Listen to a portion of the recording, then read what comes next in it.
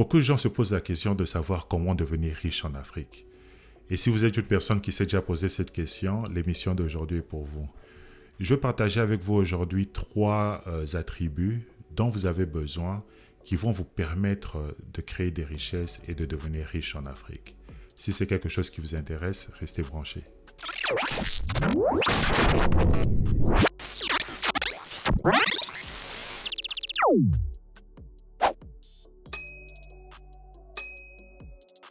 Je vais d'abord commencer par dire merci à tous ceux qui se sont abonnés, merci à tous ceux qui ont liké, merci à tous ceux qui ont regardé les vidéos, merci à tous ceux qui ont commenté et continuez à regarder les vidéos, continuez à commenter, continuez à donner votre opinion.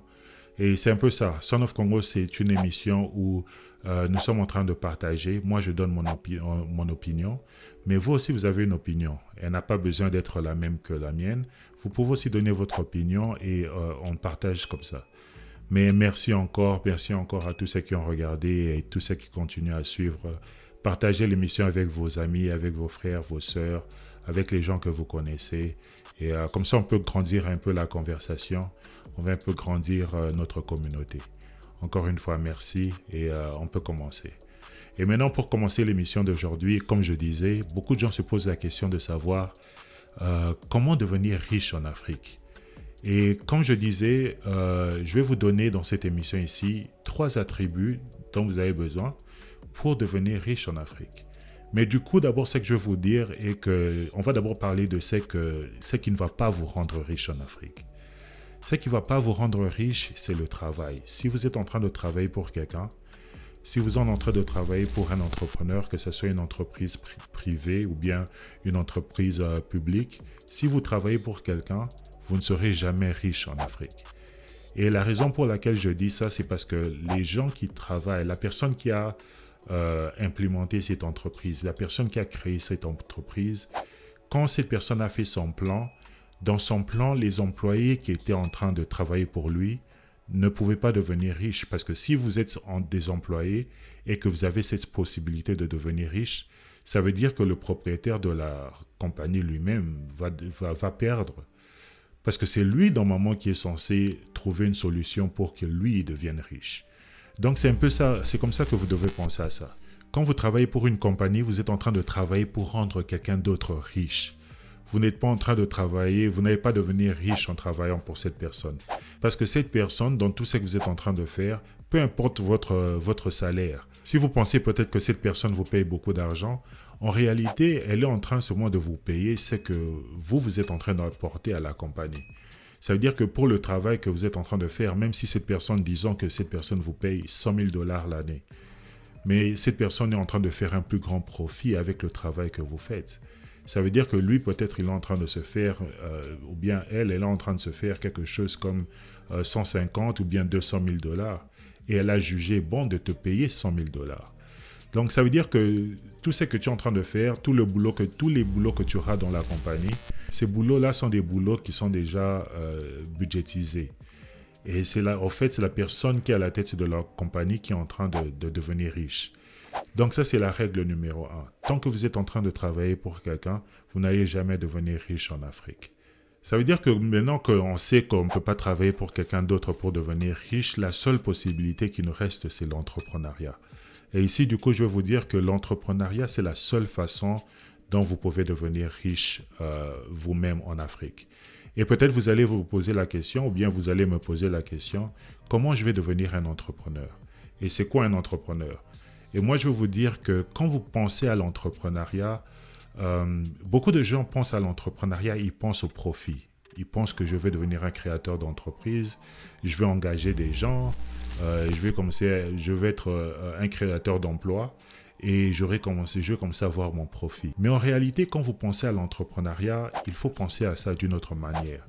Vous devez penser à l'entrepreneur comme une personne qui est willing, qui est prête à prendre des risques. Donc l'entrepreneuriat, en vérité, c'est la personne, l'entrepreneur. C'est la personne qui a accepté de prendre des risques pour voir s'il peut devenir rentable ou bien s'il va échouer. Parce que quand vous prenez un risque, ça veut dire qu'il y a 2 possibilités. L'une des possibilités est que vous serez successful dans votre risque, vous aurez une rentabilité, mais l'autre possibilité est que vous échouez aussi. Et beaucoup de gens en Afrique qui se disent que quand ils voient un entrepreneur qui échoue, ou bien un entrepreneur qui se débrouille, ou bien qui n'évolue pas très bien, ils se moquent de lui. Mais en réalité, c'est que cette personne est en train de traverser, ça fait partie de l'entrepreneuriat. C'est pas parce que vous êtes lancé dans l'entrepreneuriat que vous allez réussir. Comme j'ai dit que l'entrepreneuriat, c'est prendre un risque. Donc vous pouvez réussir ou bien vous pouvez échouer.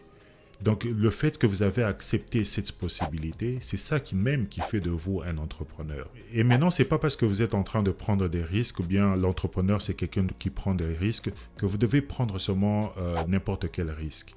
Ici en anglais, on appelle ça des calculated risks. Ça veut dire que votre risque doit être analysé. Avant de vous lancer dans quelque chose, peu importe ce que vous allez faire dans l'entrepreneuriat, vous devez calculer ce risque. Mais il ne suffit pas seulement d'être un entrepreneur. Maintenant, on va parler de qu'est-ce qu'il vous faut maintenant pour que vous puissiez devenir riche en tant qu'entrepreneur. Moi, ce que je vais vous dire de faire est 2 choses. La première chose que je vais vous demander de faire, c'est d'étudier le STEM.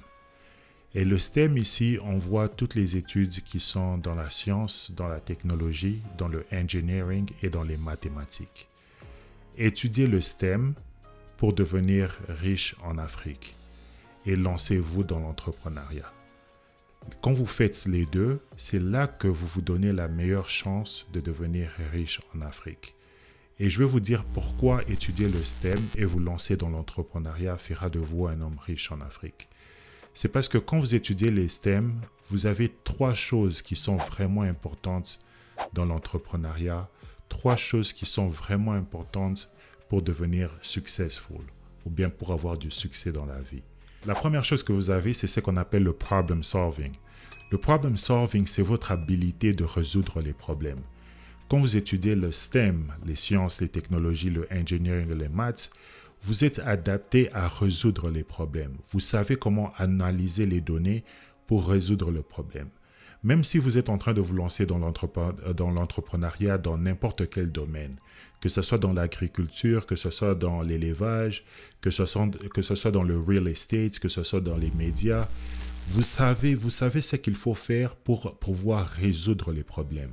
Vous savez comment analyser les données pour trouver des solutions aux problèmes. Et ça, c'est quelque chose que vous gagnez quand vous êtes en train d'étudier les STEM. La deuxième chose que je veux vous dire que les STEM vous apportent, qui est essentiel pour devenir riche en Afrique, c'est l'innovation. Avec la technologie, vous pouvez innover. Vous avez cette possibilité-là d'innover. Avec le engineering, avec les mathématiques, avec les sciences, vous avez cette possibilité-là d'innover.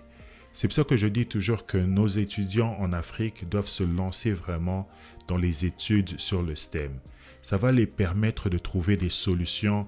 Quand vous sortez le matin de chez vous et vous regardez tout ce qui se fait autour de vous, vous allez voir ces histoires d'un œil un peu différent. Vous allez voir ces histoires d'un œil scientifique. Vous serez en mesure d'innover, à trouver des solutions à ces problèmes. Parce que l'entrepreneuriat, au fait, c'est votre capacité de résoudre un problème.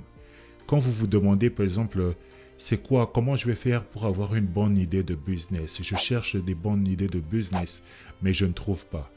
Quand vous êtes en train de penser à comment chercher des idées de business, vous devez penser aux problèmes de la société.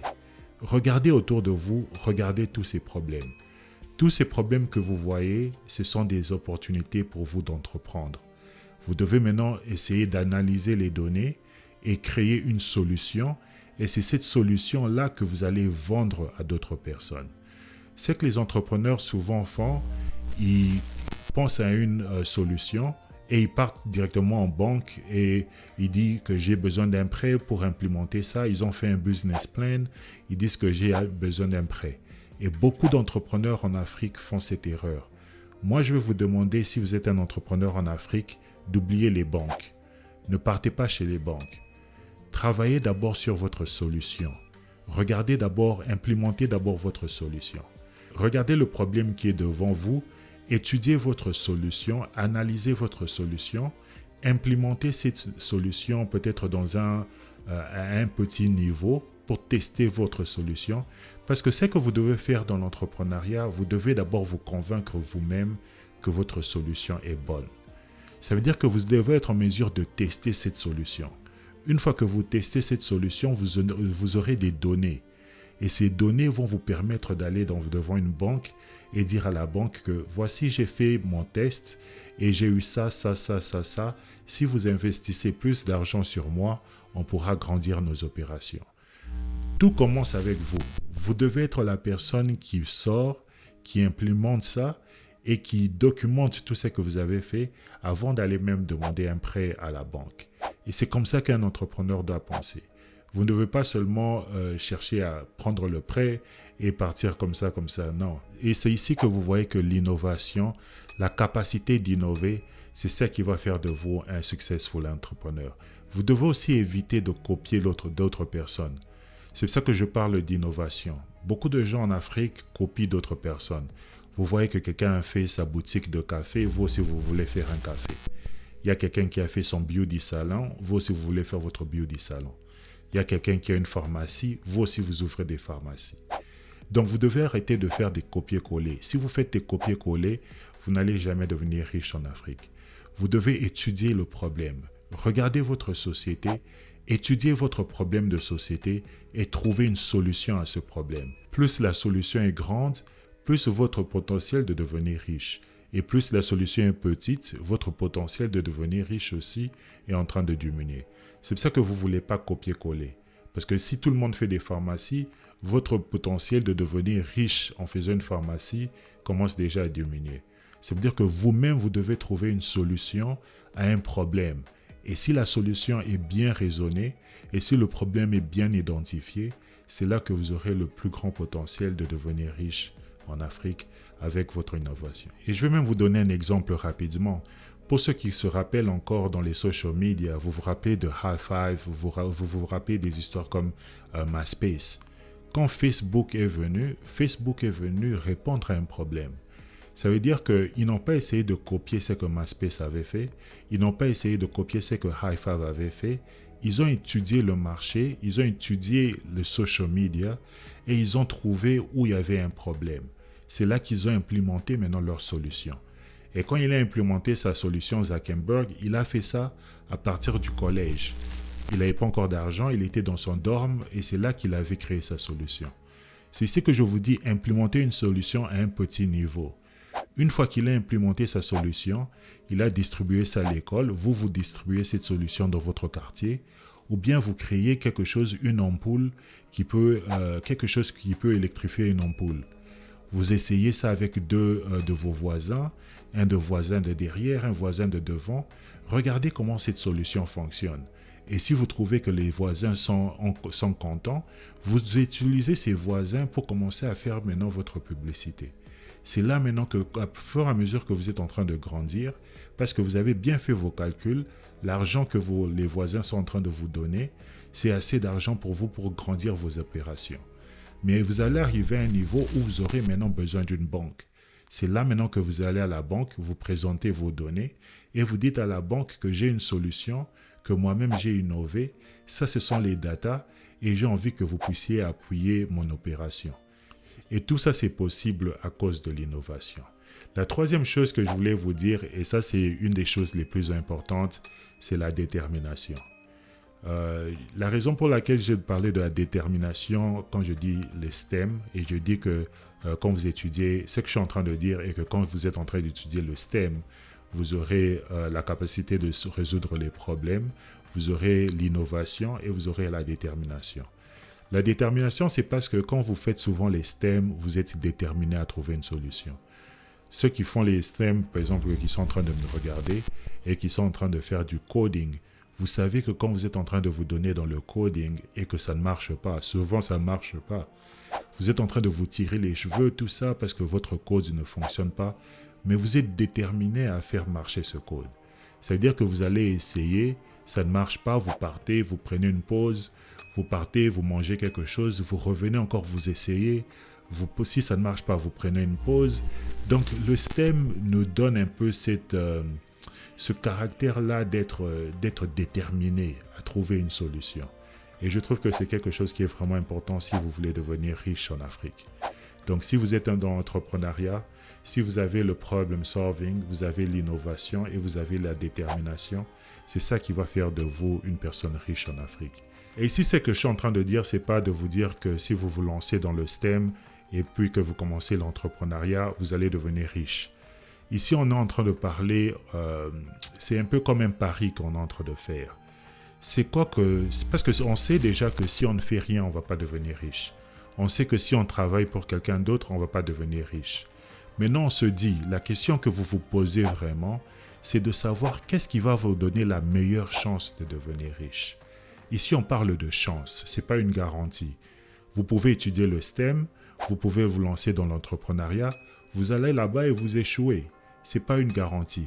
Mais ce que vous avez fait vous a donné la meilleure chance de devenir riche en Afrique.